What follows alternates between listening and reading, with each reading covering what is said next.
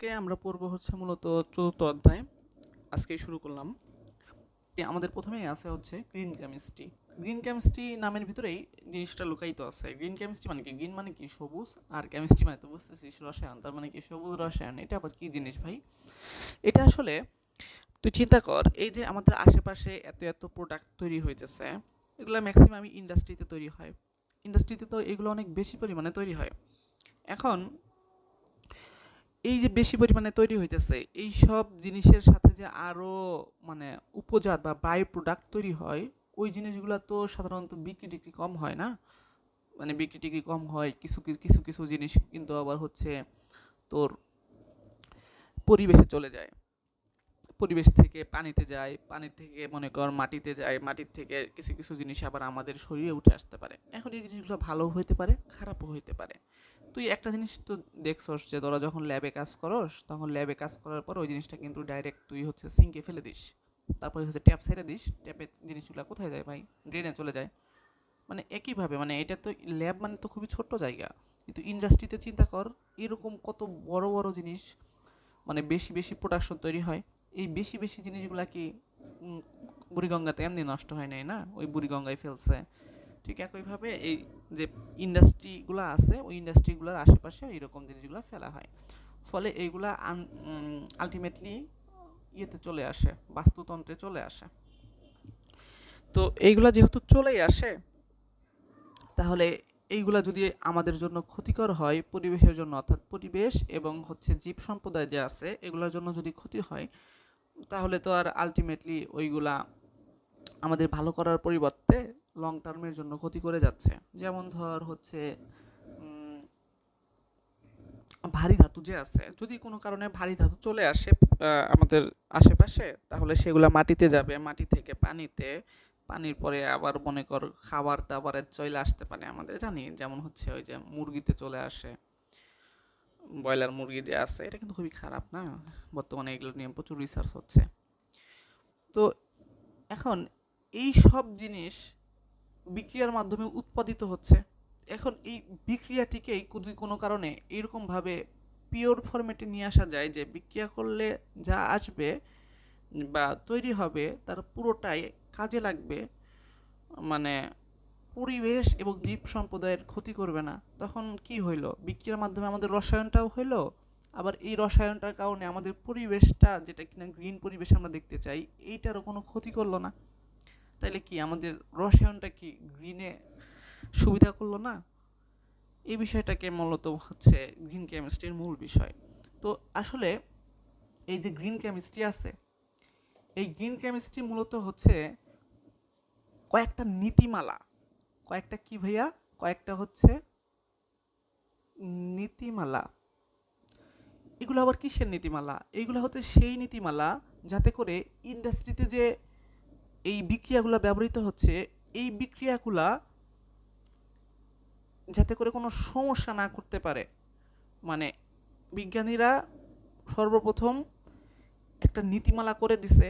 এই নীতিমালা হচ্ছে কয়টা? 12টা। 12টা নীতিমালা দিছে।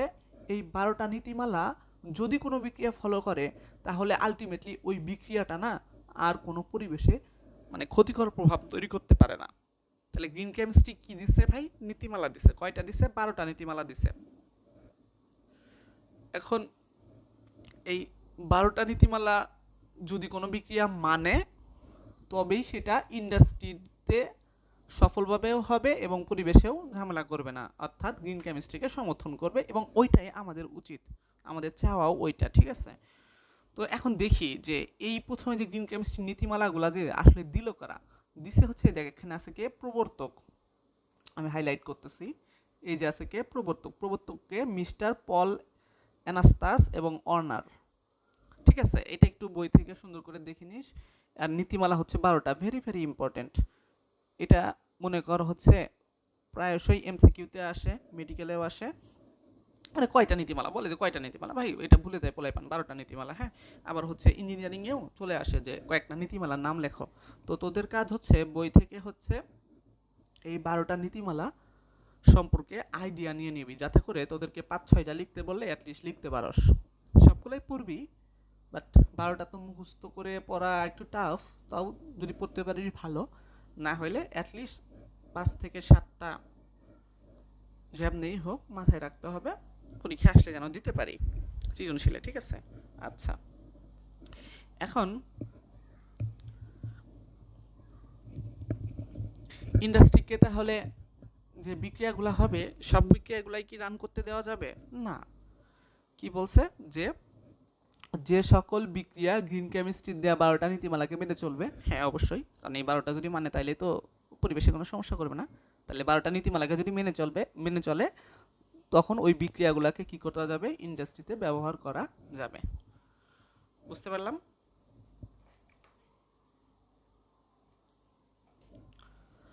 ওকে, নাইস।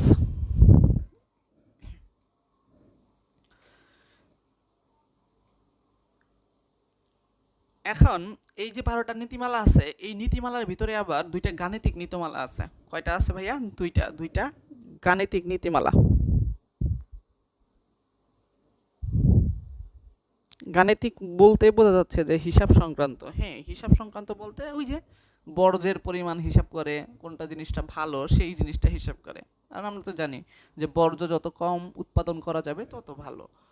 আর কাঙ্ক্ষিত উৎপাদ, যেটা আমাদের জন্য মেইন প্রোডাক্ট, যেটা আমরা চাই, ওইটা যত বেশি হবে ওইটা তত ভালো, আর বর্জ্য যত কম হবে তত ভালো। এটা তো আমাদের দরকার।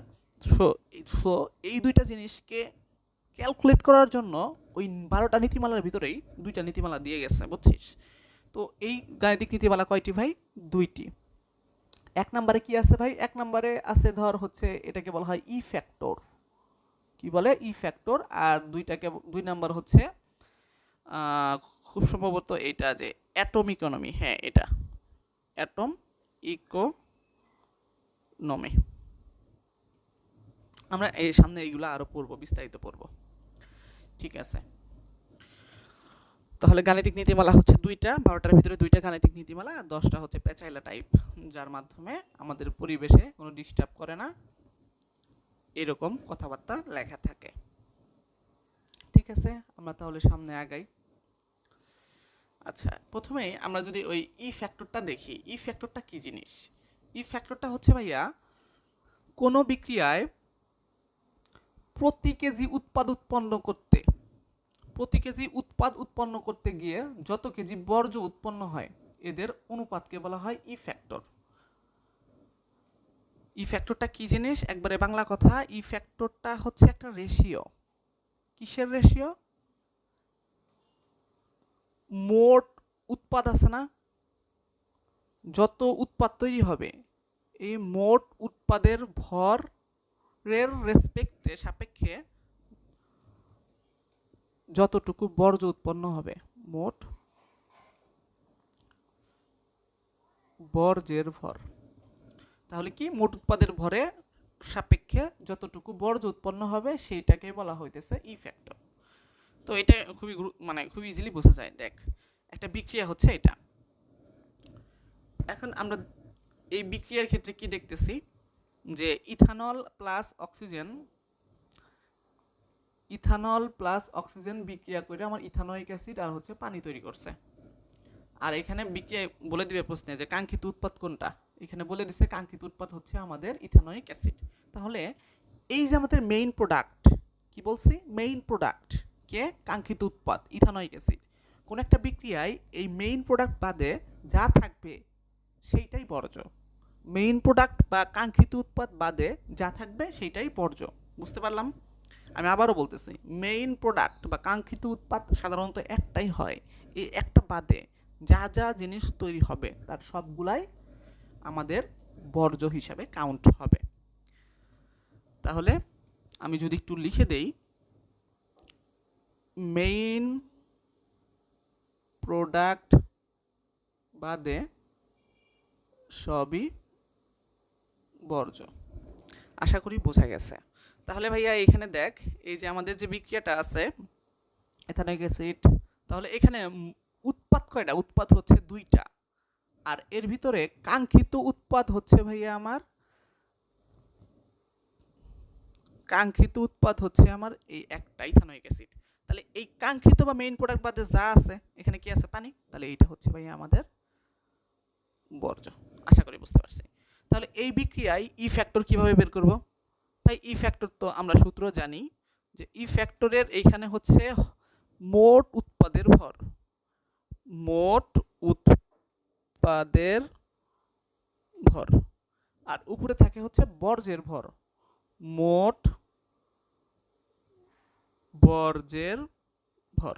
তাহলে আমরা যদি দেখি এখানে হচ্ছে মোট উৎপাদের ভরে উৎপাদ কে কে আছে? প্রথমে ইথানোয়িক অ্যাসিড আছে। ইথানোয়িক অ্যাসিডের ক্ষেত্রে যদি চিন্তা করি তাহলে অ্যাসিডিক অ্যাসিডের ভর কত হবে? প্রথমে কার্বন আছে কয়টা? দুইটা না? তাহলে এই যে 2 গুণন কার্বনের ভর 12 যোগ হাইড্রোজেন আছে কয়টা? তিনটার একে চারটা, তাহলে এই যে 1 গুণন 4 যোগ অক্সিজেন আছে কয়টা? অক্সিজেন আছে হচ্ছে দুইটা ভাইয়া। তাহলে দুইটা যদি অক্সিজেন থাকে তাহলে 2 গুণন অক্সিজেনের কত? 8 গুণন 16, এই যে 16। এই হচ্ছে আমার মোট উৎপাদের ভর, কিন্তু এখন পর্যন্ত পাই নাই, আমি পাইছি একটা উৎপাদের ভর। তাহলে মোট উৎপাদ তো পানিও আছে, এই হচ্ছে পানির 18।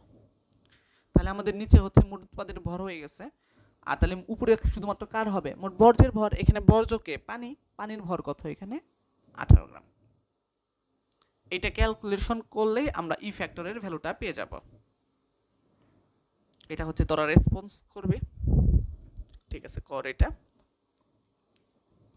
আচ্ছা, তাহলে আমি যদি মানে তোদেরকে বলি, তাহলে দিন শেষে মোট উৎপাদের সাপেক্ষে ভর মানে বর্জ্যের ভরও বের করা যায়, আবার মোট উৎপাদের সাপেক্ষে কাঙ্ক্ষিত উৎপাদের ভরও বের করা যায়। তাহলে বর্জ্যের ভরটাকেই নির্দেশ করতেছে কে? ই ফ্যাক্টর। দুইটাই বের করা যায়, মোট উৎপাদের সাপেক্ষে কাঙ্ক্ষিত উৎপাদের ভর, আবার মোট উৎপাদের সাপেক্ষে বর্জ্যের ভর, যেটা আমরা ই ফ্যাক্টরে দেখলাম মোট উৎপাদের সাপেক্ষে কে আছে? বর্জ্যের ভর। তাহলে এখানে এটা তো পুরোপুরি বর্জ্যের ভরকে নির্দেশ করতেছে, দেখ বোঝা যায় কিনা?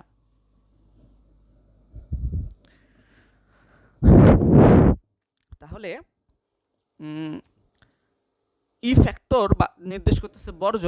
তাহলে আমরা বলতে পারি দেখ এখানে যে ই ফ্যাক্টরের মান যত কম হবে, ই ফ্যাক্টরের মান যত কম হবে মানে কি? বর্জ্য যত কম হবে, এই কথাটা সুন্দর করে বলে দিছে। আর বর্জ্য যত কম হবে তত আমাদের বিক্রিয়াটা কি? অধিক পরিবেশের জন্য ভালো হবে, অর্থাৎ পরিবেশ বান্ধব হবে। বুঝতে পারলাম ভাই? ঠিক আছে। এখন আরেকটা যে গাণিতিক আছে সেটা হচ্ছে অ্যাটম ইকোনমি। কি ইকোনমি? Atom economy. এটার অ্যাটমের এ আর ইকোনমির ই, এটাকে এ ডট ই দ্বারা প্রকাশ করা হয় অ্যাটম ইকোনমিকে। অ্যাটম ইকোনমি কি? এই অ্যাটম ইকোনমি হচ্ছে ওই আগের মতোই, যত উৎপাদ তৈরি হয়েছে অর্থাৎ মোট উৎপাদের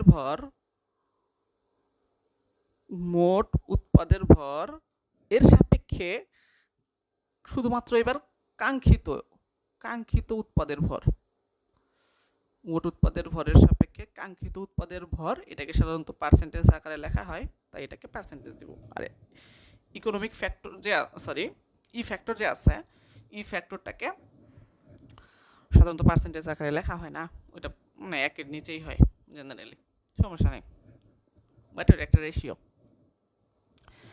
এখন আমার কাছে একটা বিক্রিয়া আছে, সেম বিক্রিয়া আগের বিক্রিয়াটা হইলে এখানে যদি আমরা এবার অ্যাটমিক ইকোনমি বের করি, অ্যাটম ইকোনমিকে কি দ্বারা প্রকাশ করা হয়?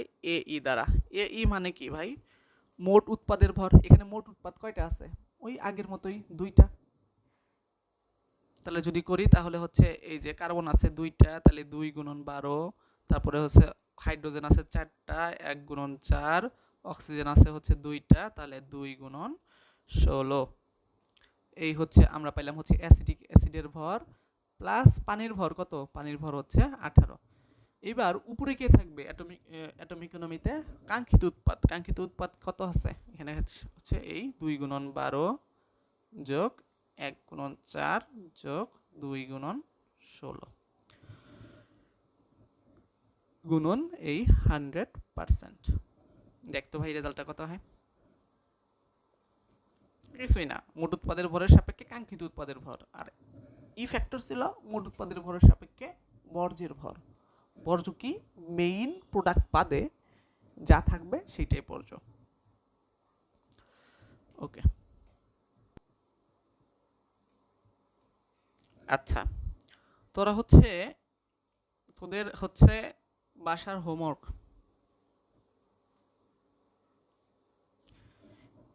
এই 7টা জিনিস দেওয়া আছে। এই এটা 6 আর 7 হচ্ছে এই নিচে, আর এইটা 5। এই এই যে এইটা যায়া উপরে চলে গেছে, উপরে দিয়ে দেখা গেছিল না দেখা। তো এইটা হচ্ছে ভাই তোদের এই যে 7টা আছে, এই 7টার হচ্ছে তোরা কি কি বের করবি। এখানে অ্যাটম ইকোনমির কথা বলা আছে, তোরা অ্যাটম ইকোনমি বের করবি, ই ফ্যাক্টরও বের করবি। Atom economy plus E factor দুইটাই বের করবি। এটা হচ্ছে তোদের বাড়ির কাজ। আচ্ছা, এখানে হচ্ছে তোদের আমি যে কথাগুলো বললাম ওই কথাগুলাই বলা আছে যে অ্যাটম ইকোনমি কি জিনিস, ই ফ্যাক্টর কি জিনিস, এইগুলা হচ্ছে পড়বি তোরা। তারপর হচ্ছে ক্ষতিকর বর্জ্য কে কে আছে, এইগুলা হচ্ছে ইয়ের জন্য লাগবে ভাই, এমসিকিউ এর জন্য লাগবে। তারপরে সবুজ দ্রাবক, এই সবুজ দ্রাবকে একটা কাহিনী আছে ভাই।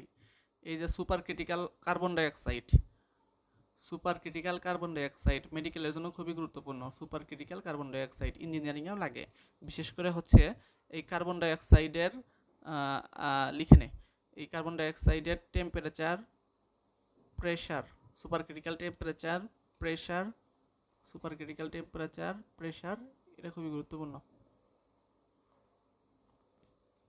দেখ এখানে দেখা যাবে, আমি যখন শীট দিয়ে দিব তখন তেমনি বুঝতে পারবি। আর রিসাইক্লিং, রিসাইক্লিং করা অবশ্যই ভালো, তাতে করে হচ্ছে পরিবেশে কি হয়, বর্জ্যের পরিমাণ কমে যায়। আর আমরা তো চাই যে পরিবেশটাকে সুস্থ রাখতে, স্বাভাবিক রাখতে। তো বর্জ্য যত কম হবে তত ভালো, তার জন্য রিসাইক্লিং করা হয়। এখন দেখিস না যে প্লাস্টিক, প্লাস্টিক হচ্ছে রিসাইকেল করা হয়, কারণ স্বাভাবিক এগুলা পচে অনেক দেরিতে, হ্যাঁ, আবার কোনোটা পচতেই চায় না। তো এইগুলা যদি এখন পরিবেশে থাকে তাহলে তো পরিবেশের জন্য খুবই মানে কি হবে, ক্ষতির কারণ হয়ে দাঁড়াবে। এর জন্য রিসাইক্লিংটা খুবই প্রয়োজন। তো রিসাইক্লিং সম্পর্কে বলা আছে, তো একটু দেখে নিবি। আচ্ছা, ওই যে তোদেরকে বলছিলাম না যে গ্রিন কেমিস্ট্রি হচ্ছে 12টা নীতিমালা আছে, এই নীতিমালাগুলো এখানে লেখা আছে। আমি তোদেরকে এখানে পড়ার জন্য রিকমেন্ড করব না, তোরা হচ্ছে মেইনলি বই থেকেই পড়বি। তবে হ্যাঁ, বই থেকে পড়ে আগে ডিটেলসে বুঝবি, দেন হচ্ছে তুই আমার এটা দেখে যাতে শর্টকাট বুঝতে পারিস, সেখানে শর্টকাটের একটা ইউ দিয়ে রাখছি। আচ্ছা, মানে এই একটা, এটা খুবই ইম্পর্টেন্ট ভাই, দাগায় নে, এমএসডিএস লিখে নে। এমএসডিএস, এমএসডিএস কি? এমএসডিএস হচ্ছে material safety data sheet, material safety data sheet, এই পূর্ণরূপটা খুবই আসে। এটা আসলে কি ভাই, ম্যাটেরিয়াল সেফটি ডেটা শিট, এটা আবার কি? এটা হচ্ছে ধর তুই একটা ইন্ডাস্ট্রিতে কোন একটা প্রোডাক্ট তৈরি করছিস, এখন এই প্রোডাক্টটা আমাদের জন্য ক্ষতি হইতে পারে, ক্ষতিকর হইতে পারে, কতটুকু ক্ষতিকর, এটা কি দাহ্য নাকি অদাহ্য নাকি বিষাক্ত নাকি, মানে লক্ষ্য রাখতে হয়। এটা হচ্ছে তুই একটা প্রোডাক্ট তৈরি করছস, সেই উৎপন্ন প্রোডাক্টের নাম কি, প্রতিষ্ঠান কোন প্রতিষ্ঠানে তৈরি করলি, উৎপাদনের সময় অর্থাৎ কোন সময় তৈরি করছস, তার মেয়াদ কতদিন পর্যন্ত থাকবে, ভৌত মানে বাহ্যিক আর রাসায়নিক অবস্থা, যে এটা কি দাহ্য পদার্থ নাকি বিষাক্ত, এটা খাইলে আবার টাস করে মরে যাবে কিনা, আবার এটা তোর আশেপাশে থাকলে যদি অক্সিজেনের সাপেক্ষে একটু স্ফুলিঙ্গেই ঠাস করে বিস্ফোরণ হয়, এরকম অনেক ব্যাপার স্যাপার আছে না, ওই রাসায়নিক বৈশিষ্ট্য, তারপরে স্বাস্থ্য নিরাপত্তা, এই ঝুঁকিগুলা একটা লিখে রাখার পদ্ধতি হচ্ছে মেটেরিয়াল সেফটি ডাটা শিট, অর্থাৎ মেটেরিয়ালের সেফটি শিওর এনশিওর করার জন্য একটা ডেটা লিখে রাখা হয় শিটে, এটাকে বলা হয় মেটেরিয়াল সেফটি ডেটা শিট। এটা খুবই গুরুত্বপূর্ণ, বিশেষ করে হচ্ছে এই যে শিল্প কারখানায় যারা ইউজ করে, এই কর্তৃপক্ষ আর ফায়ার সার্ভিসের মানুষজন, এদের জানা খুবই গুরুত্বপূর্ণ। কারণ কি, ওই যে তোরা কি জানিস কিনা আমি জানি না, সেটা হচ্ছে সীতাকুণ্ডে, চট্টগ্রামের সীতাকুণ্ডে যে বিস্ফোরণটা হইল, ওটা কিন্তু বিস্ফোরণটা হওয়ার কোনো কথাই ছিল না। মানে হাইড্রোজেন পারঅক্সাইডের যে বিস্ফোরণটা হইলো, ওইটা কেন হইলো ভাই? ওই ওই জায়গায় হচ্ছে হাইড্রোজেন পারঅক্সাইড ওরা হচ্ছে স্টোর করে রাখছিল, কিন্তু ফায়ার সার্ভিসের কাছে এটা লুকাইছিল। এখন এই সেফটি ডেটা শিটটা যদি ফায়ার সার্ভিসের কাছে থাকতো, তাহলে ওইখানকার আগুন নিভানোর জন্য যে ম্যাটেরিয়ালস লাগতো ওইটা তো ফায়ার সার্ভিসের কাছে অ্যাভেলেবল না, ওইটা ইউজ করতো। ফলে ওইখানে কিন্তু ওই দুর্ঘটনা ঘটতো না। তাহলে এই ডেটা শিটের মানে গুরুত্বটা তুই আমি তুই আমি এই মানুষগুলোর চাইতে যারা হচ্ছে অগ্নি নির্বাপন যন্ত্র অর্থাৎ ফায়ার সার্ভিস অর্থাৎ ফায়ার ফাইটার আছে, তারপরে হচ্ছে অ্যাকচুয়ালি শিল্প কারখানায় যারা ব্যবহার করে তাদের খুবই মানে বেশি লাগে। ঠিক আছে, ওকে, এটা মানে জাস্ট দুইটা জিনিস লাগবে। একটা হচ্ছে এমএসডিএস কি জিনিস, একবার লিখতে পারে যে কি কি থাকে, এই যে প্রতিষ্ঠান, সময়, মেয়াদ, এগুলা লেখা লাগবে। আর হচ্ছে পূর্ণরূপ, ভেরি ভেরি ইম্পর্টেন্ট হচ্ছে পূর্ণরূপ লিখে রাখ, এটা পরীক্ষায় আসবে। এই যে একটা মেটেরিয়াল সেফটি ডাটা শিট দেওয়া আছে, এটা একটু দেখে নিস, মানে জাস্ট নিজের বোঝার জন্য, আর কিছু না। আর এই যে সবুজ রসায়ন বা গ্রিন কেমিস্ট্রি যে 12টা নীতি আছে, এগুলো একটু এক নজরে দেখার জন্য এখানে এক নজরে দেখবি যাতে করে মনে থাকে। ঠিক আছে, এখন হচ্ছে এখানে কি দিছি, রাসায়নিক বিক্রিয়ার প্রকারভেদ। ওই যে 9-10 থেকে পড়ে আসতেছিস, কোনটা হচ্ছে সংশ্লেষণ বিক্রিয়া, সেই সংশ্লেষণ বিক্রিয়ার চেনার উপায়, মৌল মৌল মিলে যে যৌগ তৈরি করে, তারপরে সংযোজন বিক্রিয়া কোনটা। এই বাচ্চাকালের জিনিসগুলা এখনো মাঝে মাঝে ভার্সিটিতে চলে আসে। সো এই জিনিসগুলো একটু দেখতে হবে, বিশেষ করে এই যে তোকে উদাহরণ দিয়ে দিবে, বলবে যে এটা কোন বিক্রিয়া, এইগুলা মানে বেশি প্যারা নাই। এখানে একটা জিনিস হচ্ছে, দেখ সবই মোটামুটি তোরা জানিস, সবগুলাই জানিস, না জানার মতো বিক্রিয়া এখানে একটাও নাই। তবে এই দুইটা জিনিস একটু বেশি ইম্পর্টেন্ট, এই যে প্রতিস্থাপন আর হচ্ছে এই যে দ্বি-প্রতিস্থাপন যে আছে, এইটা একটু বেশি ইম্পর্টেন্ট, জিনিস সময় ভার্সিটিতে চলে আসে। তো এটা একটু দেখে নিবি নিজ দায়িত্বে, আমি দিয়ে দিব নি।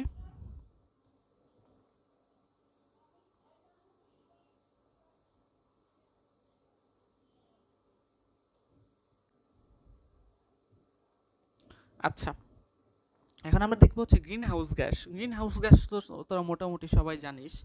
তো এই গ্রিন হাউসে সাধারণত প্রায় 30 প্রকারের, বই একটু দেখে নিবি, একটু ইনশিওর করবি যে প্রায় 30 ধরনের গ্রিন হাউস গ্যাস সাধারণত পাওয়া যায়। এগুলোর ভিতরে উল্লেখযোগ্য পরিমাণে প্রথমেই আছে ভাই carbon dioxide, sulphur dioxide, nitrogen dioxide আছে, মিথেন আছে, তারপরে হচ্ছে এই যে সিএফসি সিএফসি সিএফসি গ্যাস আছে। সিএফসি গ্যাস জানি, এটা হচ্ছে ওই ভাই ক্লোরোফ্লোরোকার্বন সিএফসি। তবে আরেকটা নতুন টার্ম আসছে বর্তমানে, সিএফসি যেহেতু গ্রিন হাউস গ্যাসের জন্য দায়ী, আগে তো মনে করো যে রেফ্রিজারেটরে আরও বেশ কয়েকটা জায়গায় হচ্ছে সিএফসি গ্যাস ইউজ করা হইতো। তো এখন হচ্ছে ওই সিএফসি গ্যাসের পরিবর্তে, যেহেতু ওইটা হচ্ছে গ্রিন হাউস ইফেক্ট তৈরি করে, এর পরিবর্তে হচ্ছে এই সিএফসি গ্যাস ইউজ করা হয়, এই সিএফসি। এই সিএফসি এর পূর্ণরূপ কি? এইচসি হচ্ছে হাইড্রো, আর আগের সিএফসি তো জানিসই, তাহলে হচ্ছে হাইড্রো ক্লোরোফ্লোরোকার্বন। এই সিএফসি এর পূর্ণরূপ কি? Hydro chlorofluorocarbon. তো এই যে সিএফসি গ্যাস আছে না, এই সিএফসি গ্যাসের একটা বাণিজ্যিক নাম আছে। মানে সিএফসি নামে তো আমরা চিনলেও ওই দোকানদারের কাছে যা যদি তুই বলিস যে আমাকে সিএফসি গ্যাস দেন, ওরা আবার চিনবে না। তো ওরা বাণিজ্যিক নামটা হচ্ছে কি? বাণিজ্যিক নামটাকে বলা হয় ফ্রেয়ন। ফ্রেয়ন, এটাকে বাংলা এরকমও লেখে অনেকে, ফ্রিয়ন, হ্যাঁ বাংলায় ফ্রিয়ন। তো এই ফ্রিয়ন আছে না, এই সিএফসি গ্যাস তো অনেকগুলাই থাকতে পারে। তো ধর আমি বললাম সিএফসি 11, অথবা বললাম হচ্ছে ফ্রেয়ন 11, এটার নাম যখন বললাম, তুই কি ওই গ্যাসের ভিতরে কি কি জিনিস আছে সেটা বলতে পারবি? এই জিনিসটা আসে যে তোদের নাম বলে দিব, বাণিজ্যিক নাম বলবো, ওই বাণিজ্যিক নাম থেকে গাঠনিক সংকেত কি হবে সেটা নির্ণয় করা, এটা খুব ইজি। তো এটার জন্য কি করতে হয়, নিয়ম আছে একটা। এই নিয়মটা কি ভাই? নিয়মটা হচ্ছে প্রথমেই এই যে সংখ্যাটা আছে ফ্রিয়নের নাম্বার, এই ফ্রিয়নের নাম্বার এর সাথে 90 যোগ করতে হয়। ফ্রিয়নের নাম্বারের সাথে কি যোগ করতে হয়? এক নাম্বার কি, ফ্রিয়নের নাম্বারের সাথে 90 যোগ করা হয়। 90 যোগ করার পরে যে সংখ্যাটা হয়, সাধারণত 3 ডিজিটের নাম্বার হয়, সাধারণত 3 ডিজিট, কয় ডিজিট ভাই? 3 ডিজিটের নাম্বার হয়। 3 ডিজিটের নাম্বার যদি হয়, তাহলে ধর এই একটা ডিজিট, এই একটা ডিজিট, এই একটা ডিজিট, এই প্রথম যে আছে না, এই প্রথমটাকে বলা হয় হচ্ছে কার্বনের নাম্বার। এটা হচ্ছে কার্বন সংখ্যা নির্দেশ করে, এই প্রথম নাম্বারটা কার্বন সংখ্যা নির্দেশ করে। এই দ্বিতীয় নাম্বারটা হচ্ছে হাইড্রোজেন সংখ্যা নির্দেশ করে, কি সংখ্যা? হাইড্রোজেন সংখ্যা। আর 3 নাম্বারটা নির্দেশ করে ফ্লোরিনের সংখ্যা। ওই যৌগে কয়টা ফ্লোরিন আছে, ওই যৌগে কয়টা ফ্লোরিন আছে সেই সংখ্যাটা নির্দেশ করে হচ্ছে 3 নাম্বার ডিজিটটা। তাহলে 3টা ডিজিট 3টা ভিন্ন জিনিস নির্দেশ করে। প্রথম ডিজিটটা কার্বন সংখ্যা, দ্বিতীয় ডিজিটটা হাইড্রোজেন সংখ্যা, তৃতীয় ডিজিটটা ফ্লোরিন সংখ্যা। ভাই এর বাদে যা আছে, কি বলছি? বাদে বাকি হাত ক্লোরিন দ্বারা পূর্ণ করব।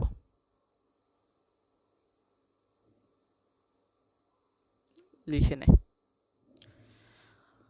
2 নাম্বার বাদে বাকি হাত ক্লোরিন দ্বারা পূর্ণ করব। কিভাবে এটা বলতেছি, জাস্ট 3টা ডিজিট আসবে, ওই ডিজিটের প্রথমটা কার্বন সংখ্যা, দ্বিতীয়টা হাইড্রোজেন সংখ্যা, আর তৃতীয়টা হচ্ছে ফ্লোরিন সংখ্যা নির্দেশ করবে। বাদ বাকি হাতগুলা অর্থাৎ কার্বনের হাতগুলা যদি কিছু হাত বাকি থাকে সেগুলা কি দ্বারা ফিল আপ হবে? এই ক্লোরিন দ্বারা। যেমন আমাদেরকে যদি বলতাম এখানে যে ফ্রেয়ন 11, এটার গাঠনিক সংকেত কি হবে? তো প্রথম কাজই হচ্ছে এর নাম্বার কত আছে? 11। এই 11 সাথে আমরা কি যোগ করব? 11-র সাথে হচ্ছে 90 যোগ করলাম, কত হইল আমার? 101। তাহলে এই 101-এর যে ফার্স্ট ডিজিট সেটা আমার কি নির্দেশ করে? ফার্স্ট ডিজিট নির্দেশ করে হচ্ছে কার্বন সংখ্যা। তাহলে কার্বন সংখ্যা কয়টা আছে আমার এখানে? কার্বন আছে একটা। তাহলে মূল যৌগে কার্বন আছে কয়টা? একটা। হাইড্রোজেনের সংখ্যা কত? 0, মানে হাইড্রোজেন এখানে নাই, হাইড্রোজেন এখানে নাই। আর 3 নাম্বার ডিজিট হচ্ছে 1, এটা হচ্ছে কি নির্দেশ করে? ফ্লোরিন। ফ্লোরিন কয়টা আছে? একটা। ফ্লোরিন আছে একটা, কার্বন আছে একটা, আর হাইড্রোজেন আছে 0টা। তাহলে যৌগটা তৈরি হবে কি? আমরা জানি কার্বন সবসময় কেন্দ্রে থাকে। কার্বন যদি কেন্দ্রে থাকে তাহলে এই হচ্ছে কার্বনে কয়টা হাত থাকে? 4টা হাত থাকে। এই আমরা 4টা হাত দিলাম। 4টা হাতের ভিতরে আমার হাইড্রোজেন আছে না? হাইড্রোজেন নাই। ফ্লোরিন আছে? হ্যাঁ আছে। আমি একটা ধরে আমি এখানে একটা ফ্লোরিন দিলাম। তাহলে আমার তো আর কোনো কিছু নাই, বাট এখনো তো কার্বনের ফাঁকা হাত কয়টা? 3টা। ওই 3টা হাতে তাহলে কি আসবে? ওই যে আমরা 2 নাম্বার ইয়েতে কি পড়ছি, যে বাকি হাত হচ্ছে ক্লোরিন দ্বারা পূর্ণ হবে। তো এই যে এখানে একটা ক্লোরিন আসবে, এখানে একটা ক্লোরিন, এইখানে একটা ক্লোরিন। এই হচ্ছে আমাদের জিনিসটা তৈরি হয়ে গেল। বুঝতে পারলাম? তোদেরকে আরো দুই একটা দেখাই।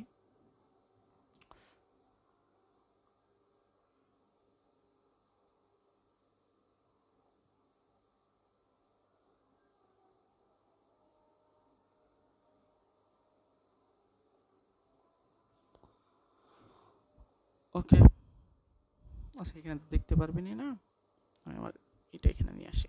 আচ্ছা, আমি বললাম হচ্ছে ফ্রেয়ন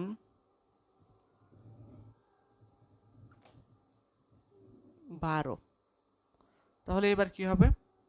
প্রথম কাজ হচ্ছে 12-র সাথে আমি 90 যোগ করব, তাহলে হয়ে যাচ্ছে 102।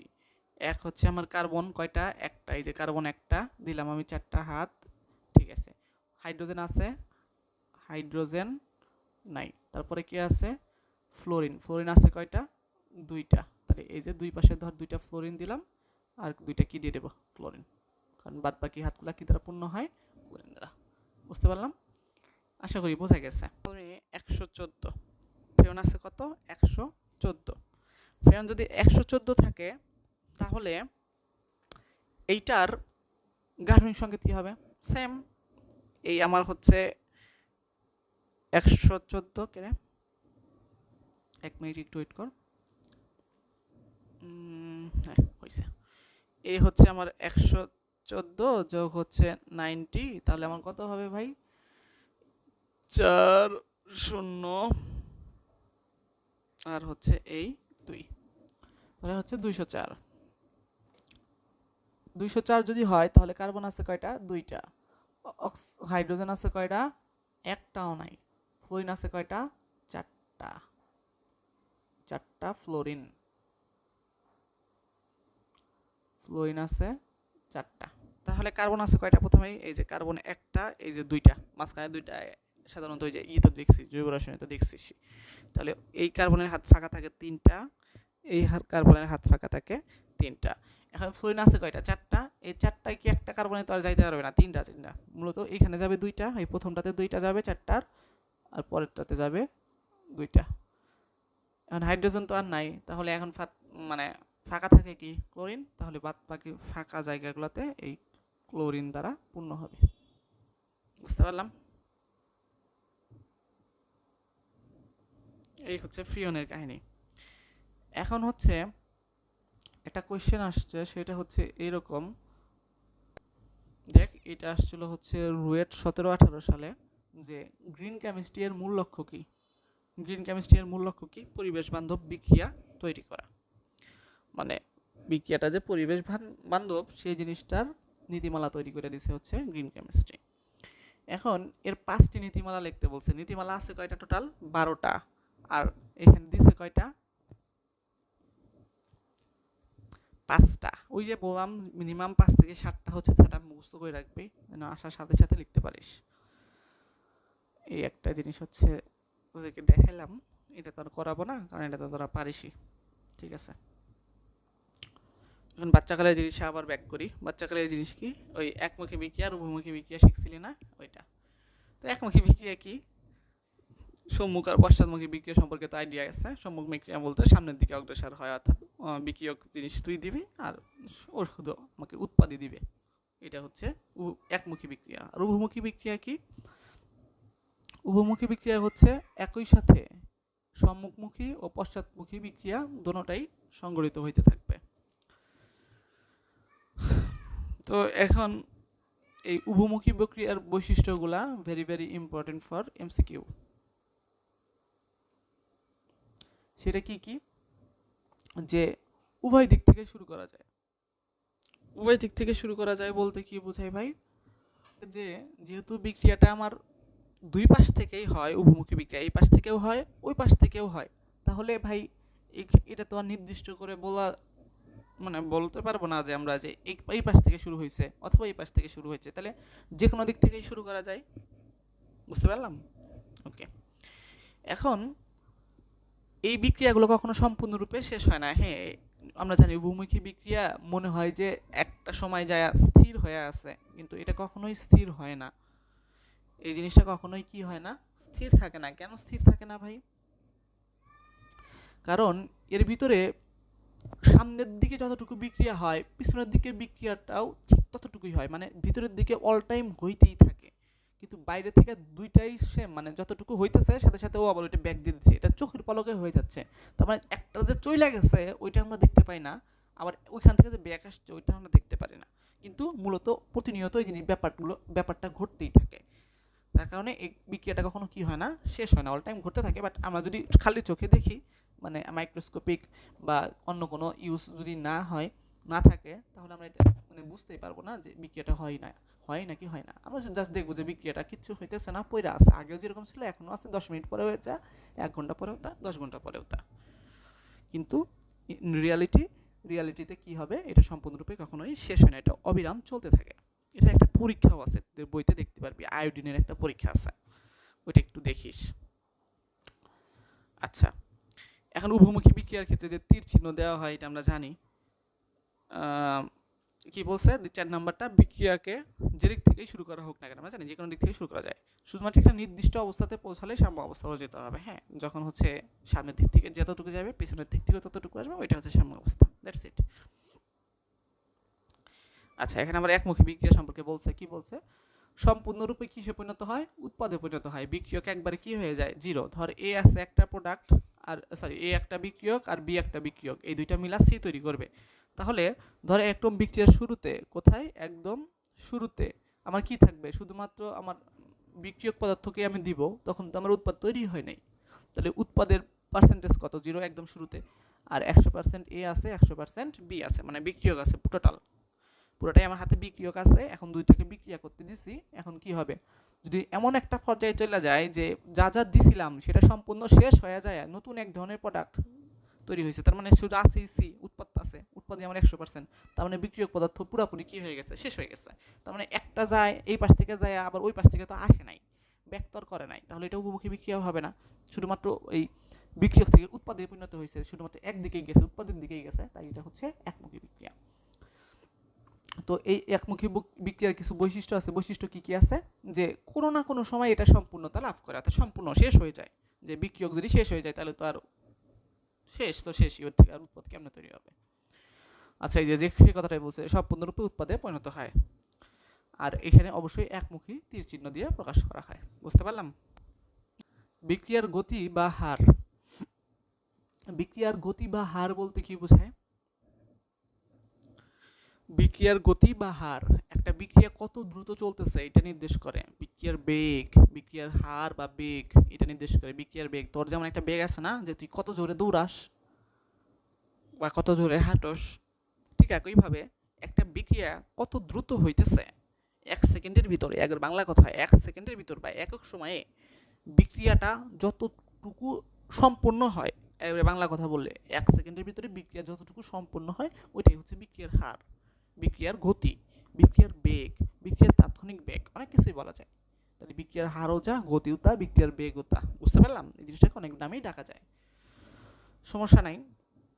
তো এটা দেখার দরকার নাই, এটা হুদাই। তাহলে আমরা বলতে পারি বিক্রিয়ার হার কি জিনিস? নির্দিষ্ট তাপমাত্রায়, অবশ্যই একটা তাপমাত্রার ব্যাপার স্যাপার আছে।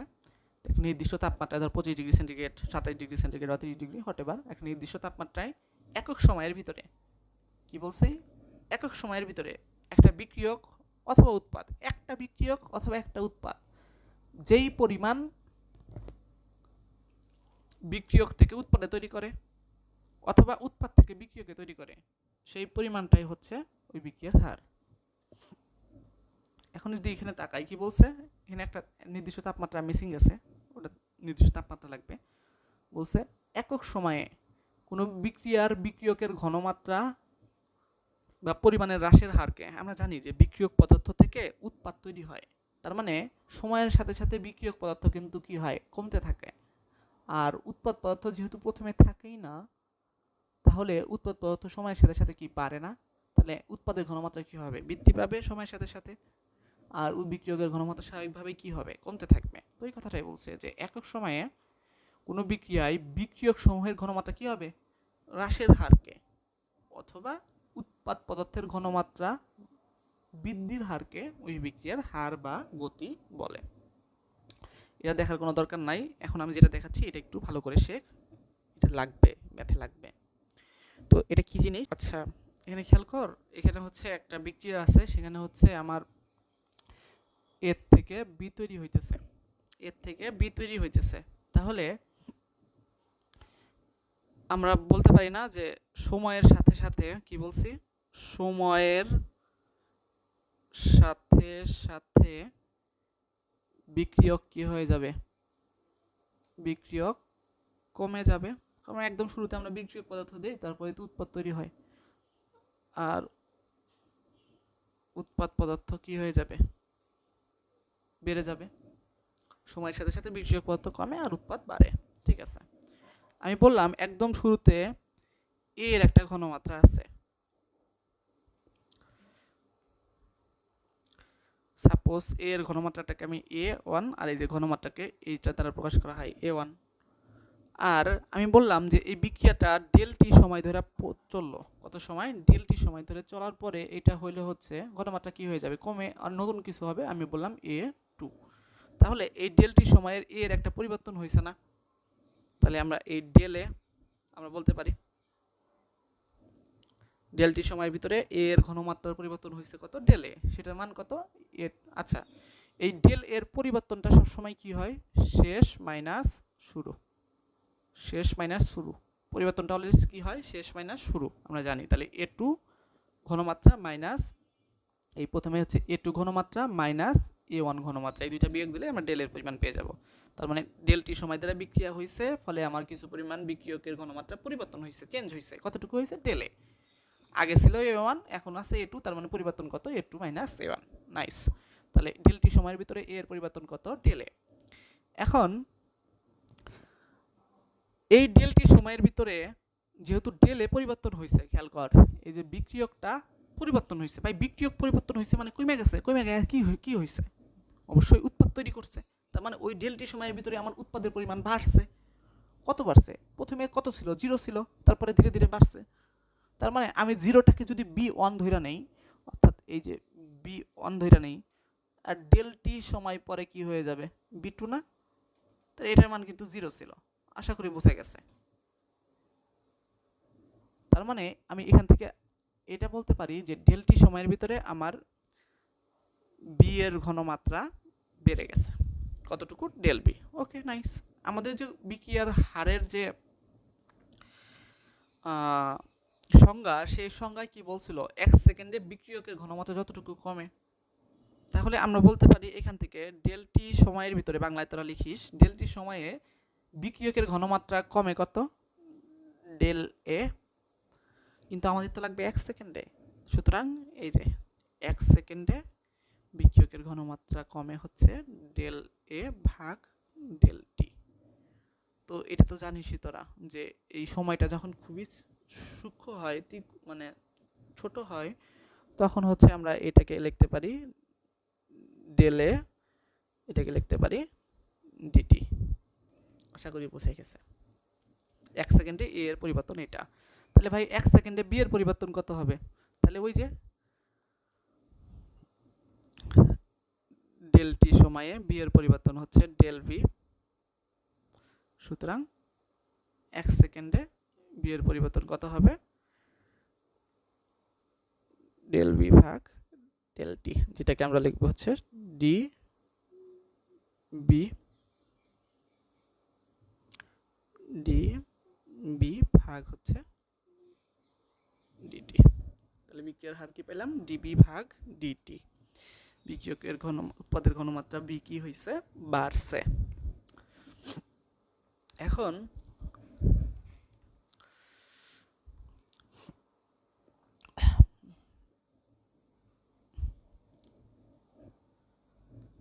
এটা খুব ভালো বোঝা যায় এই জিনিসটা। এখন যেটা বুঝাবো সেইটা না বুঝলে পারবি না। খুবই মনোযোগ দে, এটা পরে আজকে শেষ করে দিব। সেটা হচ্ছে, ধর আমার কাছে এমন একটা বিক্রিয়া আছে যেখানে 1A 2B 3C 4D। বিক্রিয়াটা খেয়াল করিস, মানে এটা হচ্ছে সমতাকৃত বিক্রিয়া। এই সমতাকৃত বিক্রিয়ায় আমরা কি দেখতেছি? এই সমতাকৃত বিক্রিয়ায় আমরা দেখতেছি যে এ এর সহগ হচ্ছে 1, অর্থাৎ এ এর 1 মোল বি এর 2 মোলের সাথে বিক্রিয়া করে। সাপোজ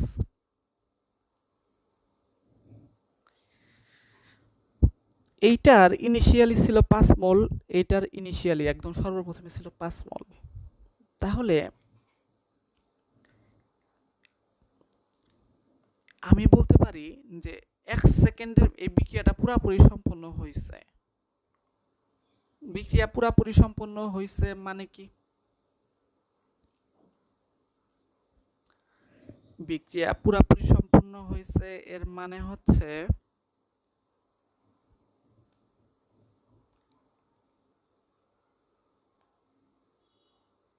এক সেকেন্ডে এ যতটুকু হয়েছে, বলতে পারতেছে না তো। আচ্ছা, এই বিক্রিয়াটা একটু খেয়াল কর। এখানে হচ্ছে এ এর সহগ হচ্ছে 1, বি এর সহগ 2, সি এর সহগ 3, ডি এর সহগ 4। এটা হচ্ছে পূর্ণ বিক্রিয়া। এরকম একটা বিক্রিয়ায় যদি আমরা খেয়াল করি যে এই বিক্রিয়াটা যদি সম্পন্ন হয়, তাহলে আমি বললাম যে 1 সেকেন্ডের ভিতরে বিক্রিয়াটা সম্পন্ন হয়েছে। কয় সেকেন্ডের ভিতরে? 1 সেকেন্ডে। তাহলে বলতো এ এর ঘনমাত্রা কত পরিবর্তন হয়েছে 1 সেকেন্ডে? ওর সহগ যা থাকবে তাই, যে 1 সেকেন্ডে এ এর 1 মোল বিক্রিয়া করছে। 1 মোলটাকে যদি আমরা 1 মোল পার লিটার বা ঘনমাত্রা চিন্তা করি, তাহলে 1 মোল পার লিটার ঘনমাত্রার পরিবর্তন হয়েছে। বুঝিস কথা? তাহলে ওই 1 সেকেন্ডের ভিতরে তো বি ও পরিবর্তন হয়েছে। বি এর কত মোল লাগছে? 2 মোল। আর যদি ঘনমাত্রাতে বলি তাহলে 2 মোল পার লিটার। তাহলে যদি বি থেকে চিন্তা করি, তাহলে বি এর পরিবর্তন 1 সেকেন্ডে কত হয়েছে? বি এর পরিবর্তন হয়েছে 1 সেকেন্ডে, এটারও 1 সেকেন্ডে 1 মোলার, আর এটার পরিবর্তন হয়েছে 2 মোলার। আচ্ছা, এটাও যদি চিন্তা করি, ওই 1 সেকেন্ডের ভিতরেই তো এটা তৈরি হয়েছে কত মোলার? 3 মোলার। এটা তৈরি হয়েছে কত মোলার? 4 মোলার। বুঝতে পারলাম? 1 সেকেন্ডের ভিতর এ বিক্রিয়া করে শেষ হয়ে গেছে 1 মোলার, বি শেষ হয়ে গেছে 2 মোলার, সি তৈরি হয়েছে 3 মোলার, ডি তৈরি হয়েছে 4 মোলার। এখন যদি আমরা চিন্তা করি তাহলে এই এ এর সাপেক্ষে যদি বিক্রিয়ার হার বের করতে চাই তাহলে এটা কত হয়ে যাবে? 1 মোলার ভাগ 1 সেকেন্ড। 1 সেকেন্ডে কত মোলার হয়েছে? 1 মোলার। তাহলে বিক্রিয়ার হার হয়ে যাচ্ছে কত? 1। আবার বি এর সাপেক্ষে যদি বিক্রিয়ার হার বের করি তাহলে সেটা হয়ে যাচ্ছে কত? 1 সেকেন্ডে কত পরিবর্তন হয়েছে? 2। তাহলে এই বিক্রিয়ার হার হয়ে যাচ্ছে 2। আর 1 সেকেন্ডের ভিতরে সি এর সাপেক্ষে যদি মানে বিক্রিয়ার হার বের করতে চাই তাহলে হয়ে যাচ্ছে কত? 3 না? তাহলে 3 পরিমাণ বাড়ছে 1 সেকেন্ডে। 1 সেকেন্ডে যতটুকু বাড়ে বা কমে সেটাই তো আমার বিক্রিয়ার হার। তাহলে 3 4। কিন্তু আমার বিক্রিয়া তো ভাই একটা বিক্রিয়ার হার বা গতি, পুরা বিক্রিয়ার গতি তো একটাই হবে। বুঝতে পারলাম? কিন্তু এইখানে তো 4টা নিয়ে যখন করতেছি, অর্থাৎ সহগ যখন এলোমেলো ভিন্ন ভিন্ন থাকতেছে, তখন তো আমরা দেখতেছি যে এরা নির্দিষ্ট অনুপাতে বিক্রিয়া করে না। এরা এক এক রকম ভাবে বিক্রিয়া করে, কোনোটা কম লাগে, কোনোটা বেশি লাগে। তো এই যে একটা ঝামেলা হয়ে গেল, বিক্রিয়া হচ্ছে একটা, অথচ প্রত্যেকটা বিক্রিয়কের থেকে যদি আমরা বিক্রিয়ার ঘন হার বের করতে চাই তাহলে আমার বিক্রিয়ার হারের মান হয়ে যাচ্ছে ভিন্ন ভিন্ন। কিন্তু বিক্রিয়ার হার তো হবে একটা। সেই সমস্যাটা দূর করার জন্য এটাকে কি করা হয় যে, ঠিক আছে, তোমার হচ্ছে ওই 2 অনুপাতে বিক্রিয়া করা লাগবে না, সবাইকে 1 অনুপাতে বিক্রিয়া করাও। 1 অনুপাতে বিক্রিয়া কেমনে করাইবো? তার মানে এই যে 3 অনুপাতে সি এর বিক্রিয়ার হার হচ্ছে ডিসি ভাগ ডিটি। তাহলে 1 অনুপাতে কত হবে? 1/3 ডিসি ভাগ ডিটি। 4 অনুপাতে এই ডি এর বিক্রিয়াটা হয়েছে ঘনমাত্রা, তাহলে 4 এর সাপেক্ষে হয়েছে ডি ডি ভাগ ডিটি। কিন্তু বিক্রিয়ার হারটা যে ভিন্ন হয়ে যাবে, তার কারণে সবার সাথে সেম রাখার জন্য বের করা হয়েছে কত? 1/4। মানে 4 দিয়ে ভাগ দেওয়া লাগতেছে। বুঝতে পারছি? যার সহগ সেটা দিয়ে অলওয়েজ ভাগ করে দিলে আমাদের বিক্রিয়ার হার সবার সেম চলে আসতেছে। তাহলে এই ক্ষেত্রে আমরা বিক্রিয়ার হার আর সমান কি লিখতে পারি? আর সমান লিখতে পারি ডি এ ভাগ ডিটি। ওর সহগ কত ছিল? ওর সহগ ছিল ভাই 1। এই হচ্ছে 1 দ্বারা ভাগ দিয়ে দিব। তারপরে হচ্ছে ডিবি ভাগ ডিটি, এটা ছিল কিন্তু ওর সহগ ছিল কত? 2। কিন্তু এটার জন্য তো ভিন্ন হয়ে যাবে, তাই আমি যদি ওকে 2 দ্বারা ভাগ দিয়ে দিই তাইলে আমার হয়ে যাবে। এখন 1/3, তারপর এটা ডিসি ভাগ ডিটি, তারপর এটা হচ্ছে ডি ডি ভাগ হচ্ছে ডিটি, নিচে হচ্ছে 4 দ্বারা ভাগ 1/4। আচ্ছা, এখন আরেকটা কথা আছে। আরেকটা কথা হচ্ছে বিক্রিয়ার হার। কি বলছি? বিক্রিয়ার হার সবসময় পজিটিভ আকারে লেখা হয়, এটা নেগেটিভ আকারে লেখা হয় না। কিন্তু এখন যদি আমরা এ এর কাহিনী দেখি, এ ছিল হচ্ছে বিক্রিয়ক, আর বিক্রিয়ক সময়ের সাথে সাথে কি হয়? কমে না? বিক্রিয়ক সময়ের সাথে সাথে কমে, উৎপাদ সময়ের সাথে সাথে বাড়ে। তার মানে A2 যে আছে সেটা তো আমার কম, আর A1টা হচ্ছে বেশি। তাহলে এই যে পরিবর্তন আমরা ডেল এ পড়ছি, পরিবর্তন পড়ছি ডেল এ, এটা তো ভাই আমার সবসময় পড়ি কি শেষ মাইনাস কত শুরু না? শেষ মাইনাস শুরু। তাহলে এটা তো কম আর এটা তো বেশি। কমের থেকে বেশি যখন বিয়োগ করব তখন তো এটা নেগেটিভ চলে আসবে। তাহলে বিক্রিয়ক পদার্থে অলওয়েজ যে পরিবর্তনটা সেটা কি হয়ে যায়? নেগেটিভ। মানটা অলওয়েজ কি আসে? নেগেটিভ আসে না? তার জন্য এই বিক্রিয়ার হারকে পজিটিভ দেওয়ার জন্য এই বিক্রিয়ার হারের আগে, মানে বিক্রিয়ার হারের সূত্রে সবসময় বিক্রিয়ক পদার্থের জন্য যে বের করা হয়, বিক্রিয়ক পদার্থে কে ছিল? এ ছিল, তাই এ এর আগে একটা মাইনাস দেওয়া হয়। আর কে ছিল? বি ছিল, তাই বি এর আগে একটা মাইনাস। আর সি আর ডি সবসময় নতুন নতুন প্রোডাক্ট তৈরি হয়, তাই ওদের আগে দেওয়া হয় প্লাস। আমরা অলওয়েজ এই প্লাস মাইনাস দিয়ে করব। তাহলে বিষয়টা কি দাঁড়াচ্ছে? প্রথমে হচ্ছে ডিএ বাই ডিটি বা ডিবি বাই ডিটি, এটা বের করলে তাদের অনুপাত যদি মানে সহগ যদি ভিন্ন হয় তাহলে তাদের সাপেক্ষে বিক্রিয়ার হারে ভিন্ন ভিন্ন হয়ে যায়। কিন্তু একটা বিক্রিয়ার হার হয় একটা, তার জন্য ওদের সহগগুলা দিয়ে সবগুলোকে ভাগ করে দেওয়া হয়। বি এর আগে 2 ছিল তাই 2 দিয়ে ভাগ দিছি, সি এর আগে 3 ছিল 3 দিয়ে ভাগ দিছি, ডি এর আগে 4 ছিল 4 দিয়ে ভাগ দিছি। কিন্তু এরপরেও এরপরেও দেখা যায় যে এ এর ঘনমাত্রা বা বিক্রিয়কের ঘনমাত্রা ধীরে ধীরে কমতে থাকে, সবগুলা বিক্রিয়কের ঘনমাত্রায় কমে আর উৎপাদের ঘনমাত্রা সময়ের সাথে সাথে বাড়ে। তাহলে পরিবর্তনটার ক্ষেত্রে তো আমার শেষ মাইনাস আদি, তাহলে শেষেরটা কম আর আগেরটা যদি বেশি হয় তাহলে বিয়োগফল তো মাইনাস হয়ে যাবে, তাহলে মাইনাস আসুক। কিন্তু আমরা যদি নেগেটিভ মানে পজিটিভ করতে চাই, এই মাইনাসের সামনে আরেকটা মাইনাস দ্বারা যদি আমরা গুণ করি তাহলেই হয়ে যাচ্ছে। তাহলে এইখানে হচ্ছে এই ডেল এর মানটা হচ্ছে এমনি মাইনাস, এর মানটা মাইনাস, এইটাকে জাস্ট পজিটিভ করার জন্য আমরা এক্সট্রা আর একটা মাইনাস দিছি এখানে।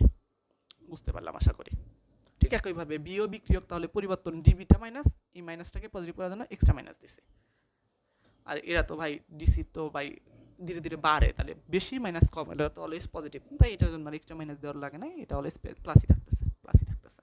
ডান, আশা করি বুঝতে পারছে।